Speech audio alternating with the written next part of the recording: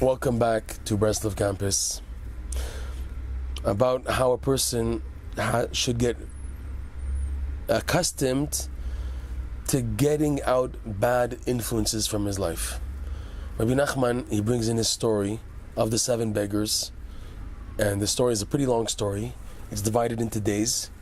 On one of the days, Rebbe Nachman talks about a country, a nation that had a beautiful garden, and there was a gardener, a special gardener who knew how to take care of, only he knew how to take care of the garden.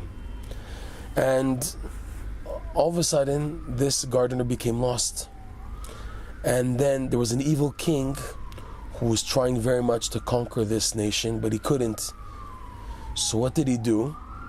He tried to ruin the 3 senses of the people: their sense of sight, taste, and smell. And by breaking them like that, he assumed that this would break their morale and he would be able to conquer this nation, because this nation was very, very strong.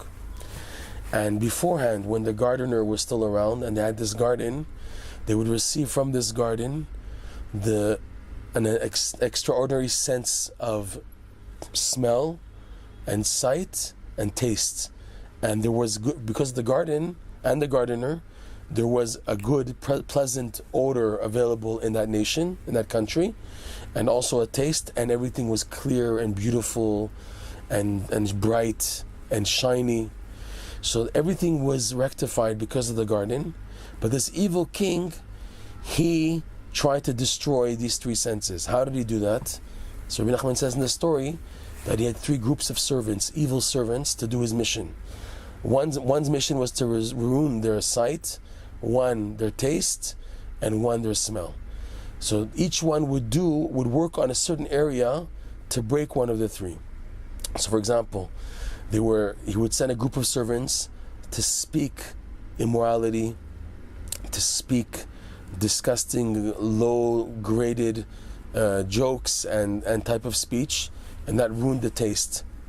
And the smell was by another group also, who introduced a lot of immorality into that nation, in that country. And the third group of injustice, of falsehood.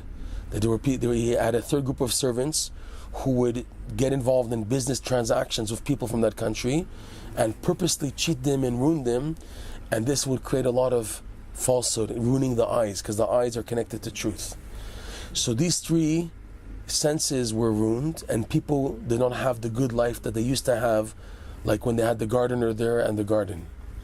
So seeking help, they went to get help from another nation, and in the end, a beggar was able to rectify for them their sight and sense of smell and their taste.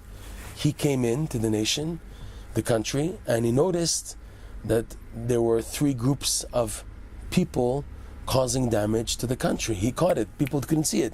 He was able to see it. And he told them, locate these 3 groups of evil servants and then kick them out. And once you kick them out, it'll come back to you the sense of smell and taste and sight that you once had, the good life that you once had. So they did that. They looked after these evil servants, and they found that these are the people who were initiating bad, to begin to speak slander, to begin to do immorality. They were able to catch all these servants and to kick them out of the country. And all of a sudden became restored the sense of smell, taste, and sight. And more than that, they finally found the gardener. What happened? There used to be a crazy man running around, telling everybody he was the gardener, and people would just throw stones at him. Once their sense of sight and smell and taste came back, they began to think, could it be the crazy person running around saying he's the gardener is possibly really the gardener?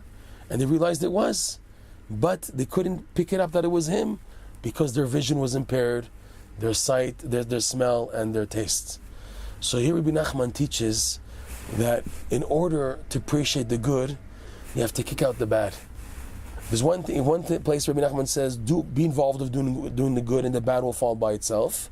But there are times when the bad is too much, you have to kick it out. You can't just cope with it deal with it, live with it, and let's hope things will work out.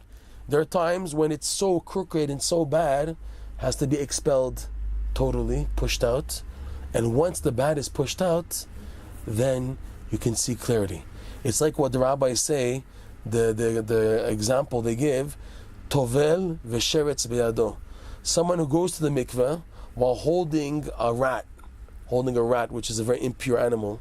So what does it help him going into the mikveh while he's holding a sheretz, right?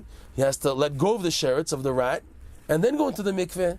That's how it is. Rebbe Nachman explains, the person has to let go of things, impediments, which are staticky, causing this static, so a person can't see clearly, even though the vision is clear, but there's a lot of like clouds blogging, or the sense of smell is there, but it's overwhelmed by other items, or the taste, because of other ingredients coming to ruin the clarity of the taste. So when the bad is pushed off, then a person can reappreciate and redevelop the good.